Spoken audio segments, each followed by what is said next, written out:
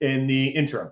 The virtual walkthroughs that were now completed, and I can't wait to speak to their success, but I know based on my experience that they are going to be successful in renting and placing tenants quicker. But the virtual walkthroughs are awesome. So professional photos, a virtual walkthrough to hopefully produce an application before they've actually even viewed the property in person, right? So I mean that opportunity is there. Now, a couple notes that I had, and I want to see your thoughts. A couple things. Number one, what do you think about yard signs, right? I mean, are yard signs a thing of the past? I know that, of course, us as a property management company, I don't know that I see the value in yard signs anymore. It's a little bit of a hassle to put them in the yard, and everything's tech-based, right? I mean, we're in the AI time. I mean, who's driving by and seeing a yard sign? What do you think? I think their usefulness is gone. I think, honestly, if anything, it's more of a liability. It's more of a sign to, hey, this home is vacant, come steal my appliances. We've had, depending on the area, we've had some instances of that. But I mean, the odds of you finding a renter through a yard sign are so small, it does not warrant the risk of putting a sign in there. So I would say nah to yard signs.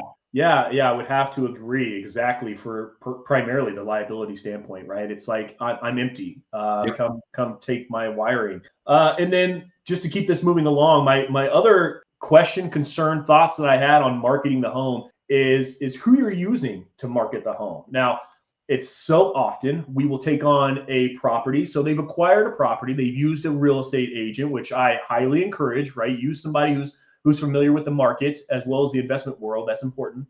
And now that realtor is suggesting that they have the ability to place a tenant. Now, where I've personally seen this kind of fall apart is once they've placed a tenant, that realtor didn't have the systems in place to properly qualify the tenant, or if you've listened to any of our videos, in my opinion, the most important part of when you're placing a tenant, and I'm sure we're going to get to this, is when you're placing a tenant, is documenting the condition of the property, which a realtor is just not going to do. And their access to the legal documents that are necessary, a lease agreement, properly attorney written lease agreement. We all know that the lease agreement that, and I don't mean to talk, and I don't want to talk bad about our peers in the industry because they're great, but the tools are highly important when you're placing a tenant, qualifying your tenant properly, using the proper lease agreement that's going to come in handy during the tenancy. What do you think? Should I use a realtor to lease my property? I mean, I think probably a good analogy is hiring a handyman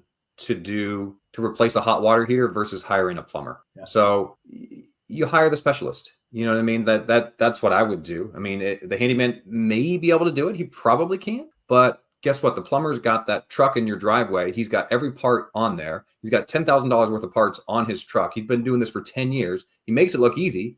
But the reality is he is specialized in this. And so I think that's probably the best analogy is, yeah, they can do it.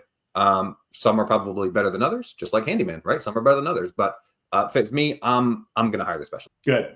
Great analogy. I'm glad we covered that. And to me, I think that wraps up our marketing of the home, right? I mean, we've prepped the property. We're ready for market. We've discussed at least the important pillars. And it's also important to mention that there's always going to be more points of interest with all of these classes. We are just highlighting in an effort of saving time and quick reference, but there's always going to be more items that you should be looking into when covering some of these classes. I mean, wouldn't you agree, Mike? I mean, we're not going to be able to cover everything here. Yeah.